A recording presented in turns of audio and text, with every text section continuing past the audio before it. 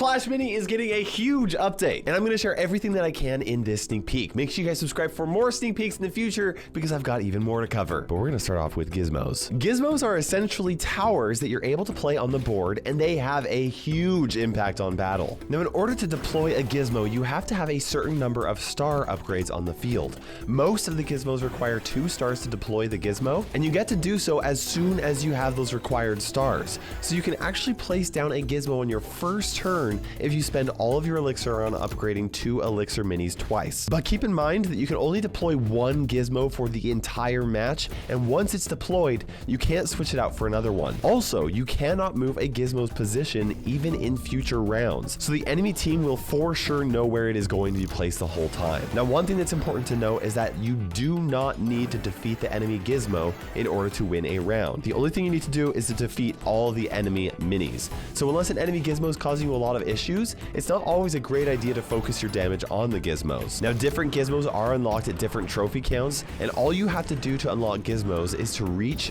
those trophy counts, with all of them being available at 550 trophies. Now, at the start of the match, you'll be randomly given 3 different Gizmos to choose from, and you and your opponent will actually have the exact same 3 Gizmos, so all things are fair. That means that you'll immediately know which Gizmos the enemy team has available, so you can play around that as well. Now, there are 10 available Gizmos, so let's cover them all. Starting off is the Hot Pot. After boiling for 8 seconds, it summons a Potter, which is just like another mini troop that's capable of dealing huge damage. If you destroy the Hot Pot before it summons the Potter, obviously it won't be spawned. But if you can't finish the match before the Potter is spawned, you absolutely want to destroy it, because it can deal up to 10 damage with a single punch, which is just insane, even if it does have a really slow movement speed. After every attack, the damage decreases by 2, so he won't one-shot everyone the entire time. But he does count as a mini, so the enemy does have to destroy the Potter in order to win the round. Up next is the Elixir Collector. This is a pump that will give you 1 elixir every few seconds.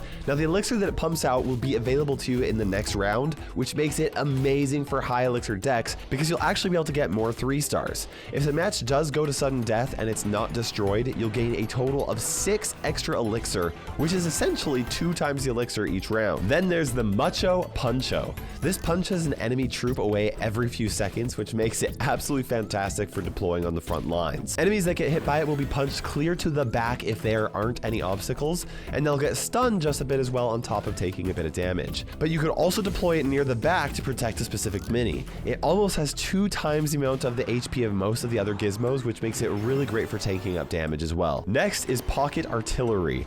This fires a rocket toward the enemy with the highest HP, but it also deals a ton of damage to enemies inside an area around that target as well. This requires a lot of time before it will activate, and even after it activates, it takes a long time before the rocket will actually land. So there's plenty of time to finish the match before this lands, but if it does land, it is going to be absolutely devastating. Next, we have the Sauna. This one, I think this is actually pretty funny, because saunas originate from Finland, which is where Supercell was founded, but Clash Mini is the first game to come out of the Shanghai office of Supercell. Either way, this makes it so that the first KO'd ally returns to battle after 5 seconds, and they come back with superpower. They gain a ton of health, they deal way more damage, and they attack quicker.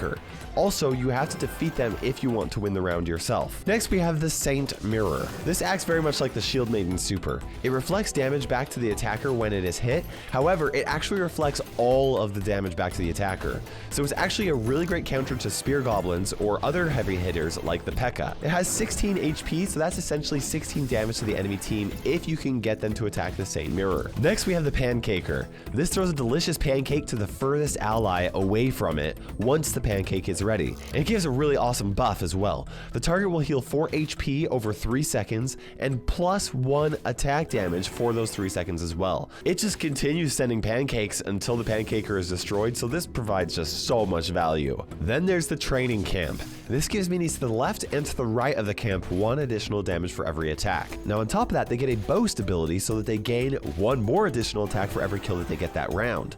Now this buff goes away when the training camp is destroyed, and as you can see, the buff only applies to minis who started next to the training camp. Afterwards, they can move away from the training camp and retain the buff, and minis who are actively standing next to it might not necessarily get it unless they spawn next to it. So this is really great for minis who start on the back of the map and who typically deal a lot of damage. Now we also have the War Toot. This This gives all allies within a large area around it a buff that makes them unstoppable. Now you can still damage them, but they become immune to slows, stuns, knockbacks, and other status effects. Even the Ice Wizard has no effect, as you can see here in this video right here. Now this is not a great gizmo in my opinion, but it could be insanely good at countering a specific deck, or it's actually a really great counter against the Macho Puncho, because it will basically only deal damage as it can't knock back or stun minis. Finally, we have the King Tower, which is arguably the strongest gizmo of them all. But in order for you to place it, you have to have 4 stars on the map instead of 2. So it's impossible to place the first round, but it is possible to place it the second round. Now this tower has a long range of 4 tiles and deals quite a bit of damage to anyone within range of it. However, it actually prioritizes attacking enemy gizmos within its range and deals additional damage to other gizmos. So it's a great counter to enemy gizmos, but after they're destroyed, it will then start targeting enemy minis as well. At 28 HP, it has more health than any other gizmo and is incredibly difficult to get rid of. Honestly, a lot of these gizmos sound really strong, and I imagine a lot of them are going to get rebalanced later on.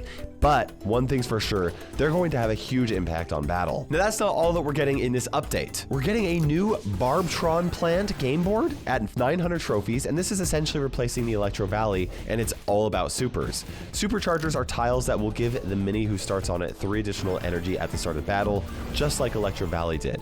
Another key change in this update is that the special tiles like the Supercharger are going to persist between rounds, and they'll be mirrored as well. So they will be a lot less random, and the strategy will remain the same every single round. So not much has changed, except that you can see that the new board actually looks really cool. The new main screen has changed as well to fit the new environment. You'll notice that they've completely swapped out the default text for something like a little bit more fresh and specifically custom to Clash Mini. And the mini pass actually looks more like a vending machine, which would suggest that the minis are more like little collectibles. And that's always kind of made sense, but this kind of solidifies the concept. Now there's a new collection page as well to further kind of like reinforce this concept. But not only do the heroes look more like toys, but the minis do as well, almost like little figurines, which is really awesome. Honestly, I think it's very unlikely that Clash Mini would focus so much their efforts on redoing the artwork in this game unless they were confident that it was going global. So I actually think this is a really good sign. Now let's cover all of these skins coming in this update. The Roblin skin is going to be for the Spear Goblin and is going to be part of the mini pass. He's a cute little robot who fires rockets at his enemies. Next is the Archer Queen's Queentron skin. I don't actually have prices for these skins, but she looks very robotic like the other skins in this update do. My next is my personal favorite, the A100 skin for the Archer. It's very pink, it's very robotic, and it's very cute. Then there's the Mega Knight's Rechabite skin, and this one gives me very serious like Zerg vibes, which is actually pretty awesome. Next we have the Miner's Borbot skin. Not only does he have a drill on his head for digging, but his hands also become little drills as well. This is definitely my favorite miner skin so far, even if there's like only just one other option. Finally, we have the Shocker skin for the Electro Wizard. He's a sparky little bot that sends his electro arms onto enemies and zaps them across the map. Here's a quick recording of all of them in action to show all of their animations and stuff. There's actually a lot of really cool effects that come with these skins. Now, I know that there's a lot to pay attention to with this like clip, but feel free to go back and watch all the minis to see their animations. All of these skins obviously belong with the new environment, and I am excited to get my hands on them. And that is everything that I'm able to show you in this sneak peek. I do have more to show you, and I am determined to do so. As you can tell, I'm recording this even though I am recovering from a cold. And I'm gonna show you the rest of it as well. So make sure you guys subscribe for that, and I will do so as soon as Supercell lets me. Check out my other content right here, and don't forget to turn on the notification bell so you don't miss it. For now, this is KairosTime coughing by. Excuse me. We will see you in the next video.